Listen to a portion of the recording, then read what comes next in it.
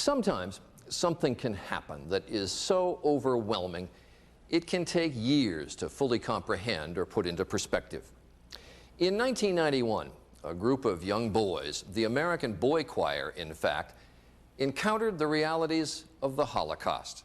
These boys with angelic voices traveled to Czechoslovakia and sang the words, the poetic words, of young Czech children written in a concentration camp. The choir performed a concert, the title of which came from the poetry, "I Never Saw Another Butterfly." Well, if you're 11 or 12 or 13, as these boys were then, it is hard, maybe even impossible, to comprehend the Holocaust.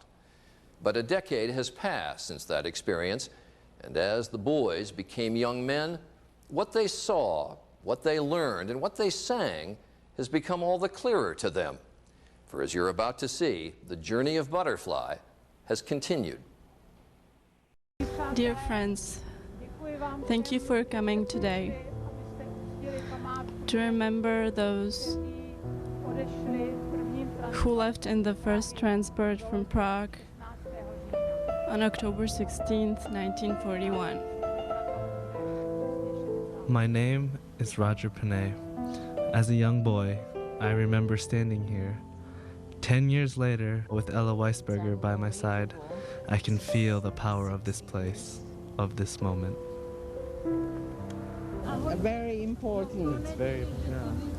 All the transports went from here to Theresienstadt. Okay. Now, if we come, you can come a little closer, and I will tell you what it says. Ella's sharing of her memories had a deep meaning for me. This is to remember that more than 80,000 Czech Jews, that they were killed in the years of 1941 to 1945.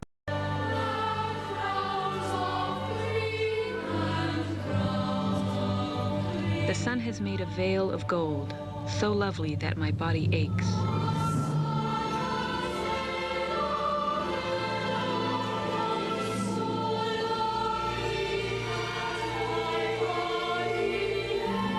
Above, the heavens shriek with blue, convinced I've smiled by some mistake.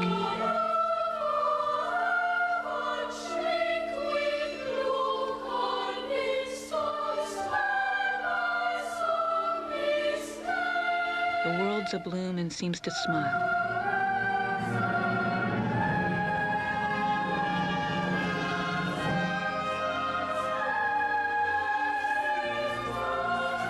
I want to fly, but where, how high?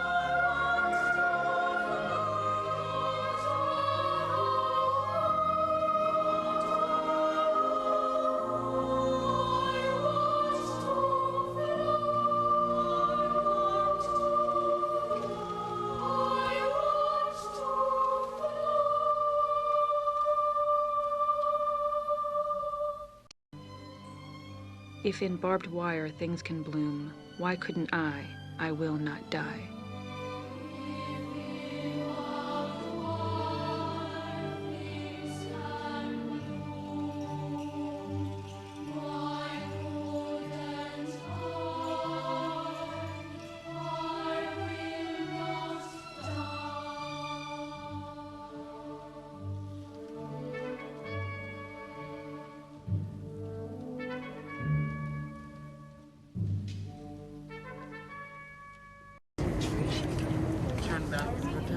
And approached the dark town and went through the portico right underneath. Boys scary, and they got off with their teachers. Same as happened before. It was history revisited for me. We were coming in on the bus, and then suddenly you just see a sign, crematorium left. And that was just so freaky. It's like, that was just the sign for where you burn massive numbers of bodies. And they were just, I had known about it up to that point, but I hadn't really gotten to feel like this is the place. Well, now that I've been here for a while, I've realized that somebody could have, and actually probably did, since there were so many people who did die here, that somebody had probably died where I'd stood. Maybe once, maybe twice. It was really like time warp back to 1943 or something like that. It was really very intense just to be there. I was one of the youngest people on the trip. I was 11. When you first think of it, when these choirs were announced to us back at the school, that we just think of it as another tour. And when you come here, it shines a whole new light on the subject.